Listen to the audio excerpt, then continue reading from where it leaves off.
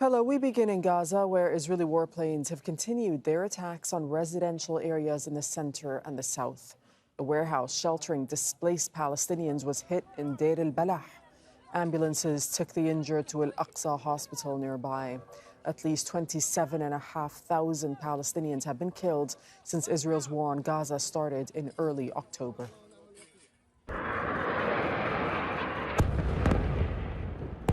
And a series of Israeli airstrikes have also targeted the city of Rafah in southern Gaza.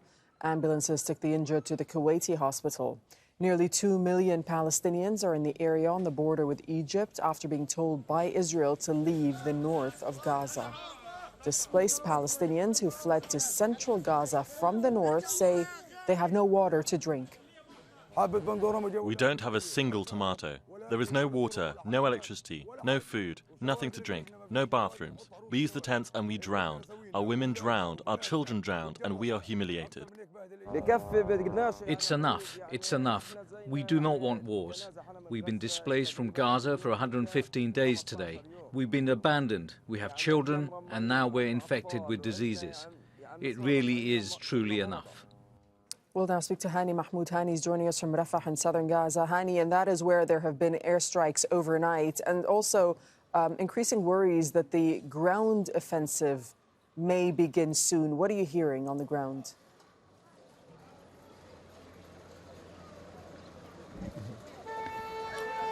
Yes, Doreen, we're not only looking at more than half of Gaza population crammed in Rafah city, displaced, hungry, cold, but more profoundly right now, and given the attacks and overnights and early hours of this morning, in fact, ongoing artillery shelling and massive build of fires around the city of Rafah, we're seeing a largely terrorized population.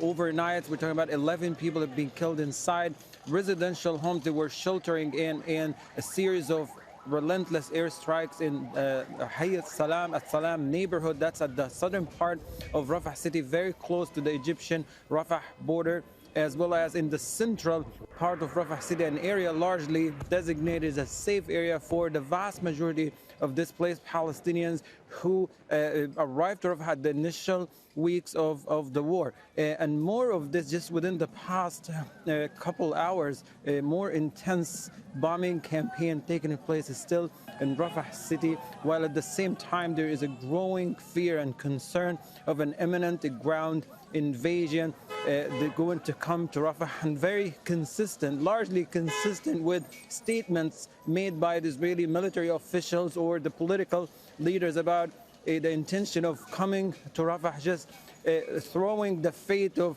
all displaced Palestinians here, the 1.9 million displaced Palestinians, to uncertainty, as there is no place to go to. Rafah is the last safe refuge for Palestinians. It hasn't been largely safe, and since the beginning of the war, it has been repeatedly attacked and causing a great deal of damage and causing further civilian death, particularly in areas in central Rafah and the western part of it, where Al-Mawas evacuation zone has been set up for hundreds of thousands of Palestinians who have turned the city into a tent camp so far. In a central area in Khan Younis, the more of the bombing campaign continues to crush remaining residential buildings, causing further civilian casualties. In Deir al Balah, an area again designated as safe area, a warehouse where hundreds of Palestinians family were sheltering inside, came under heavy artillery shelling and heavy machine guns by tanks. Several people were injured and rushed to Al-Aqsa Hospital. Right. In Khan Younis, around the vicinity of Nasser Hospital, the remaining residential buildings were targeted, destroyed, and just causing a great deal of panic for those who remain inside the hospital, particularly in elderly and injuries inside the hospital. Yeah, and Hani, the humanitarian disaster continues to unfold, and we're hearing reports of people in parts of the Gaza Strip who simply don't even have drinking water.